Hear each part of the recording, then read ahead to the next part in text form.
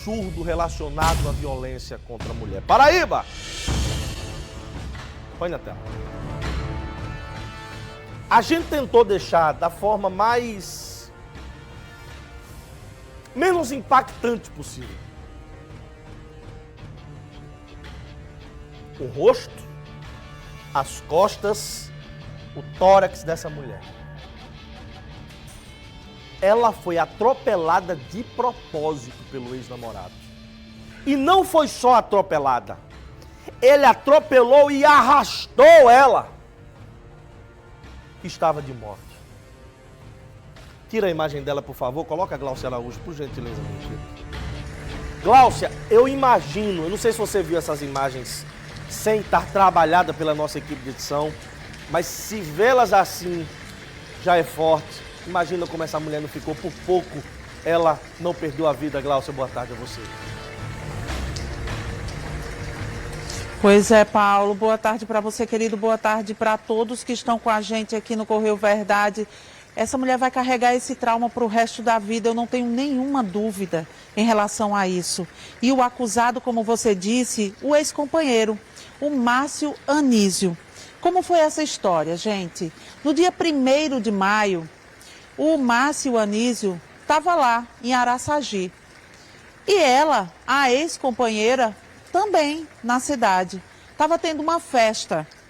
Eles já tinham acabado o relacionamento, mas de acordo com a vítima, Márcio não queria de jeito nenhum esse fim. E vivia sempre por ali, procurando pela ex-companheira. Aí o que ele soube? Que nessa festa a ex-companheira estava. Ele pegou o carro e foi até o local. Quando ela viu que o ex-companheiro estava se aproximando, chegando naquele local, ela imediatamente subiu em uma moto e saiu com um homem, tentando fugir, escapar, porque ela provavelmente sabia do que o ex-companheiro era capaz. Mas só que eles não conseguiram ir muito longe, porque o Márcio jogou o carro em cima dessa moto e quando ela caiu, ele passou por cima do corpo dela várias vezes. Quem está dizendo isso não sou eu. Foi a própria vítima que informou a polícia. E aí, ele fugiu, deixando para trás a ex-companheira ferida e o homem que estava guiando a moto. Durante todo esse período, a polícia tentou encontrar o acusado. Ontem, conseguiu. Agora vamos ver o que diz o delegado Walter Brandão, que foi o responsável por essa prisão. O investigado não aceitava o fim do relacionamento. Ele se considerava o senhor da vida e da morte da vítima, Rosilene.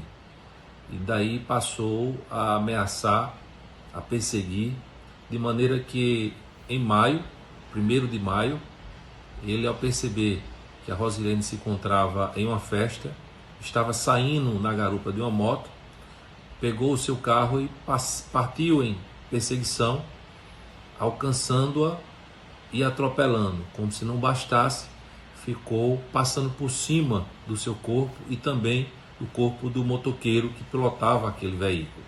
Embora as vítimas não tenham sofrido, não tenham chegado a óbito, mas sofreram lesões gravíssimas.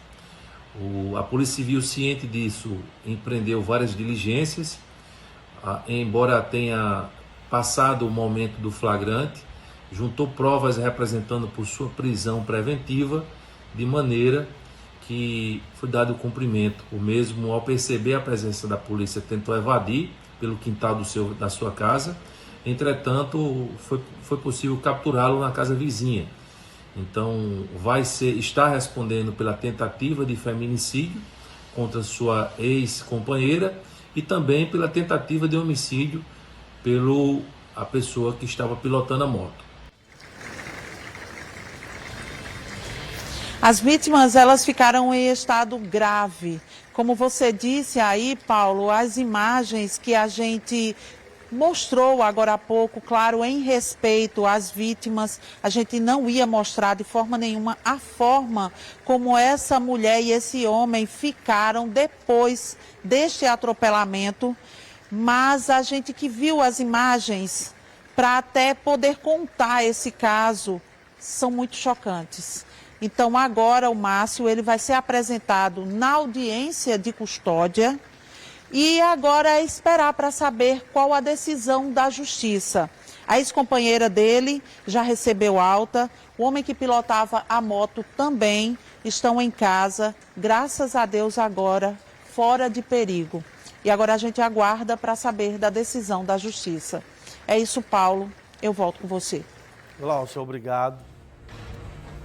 Fico imaginando que muita gente que está me assistindo agora deve estar pensando o seguinte: rapaz, ele atropelou um cara que não tinha nada a ver. Opa, peraí. A mulher também não tinha nada a ver, não. Sabe por quê? Ela não tem dono. Acabou o relacionamento dela. Os dois não tinham nada a ver, porque ninguém tem o direito de pegar o carro e fazer isso. Sabe o rosto da mulher? O rosto da mulher ficou no solo, no asfalto, sendo arrastado por esse crápula.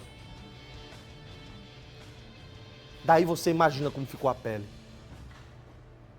Enquanto ele passava, o asfalto ia arrancando o couro, como diz lá em nós, do rosto dessa mulher, que agora vai ficar para sempre com marcas no corpo e na alma.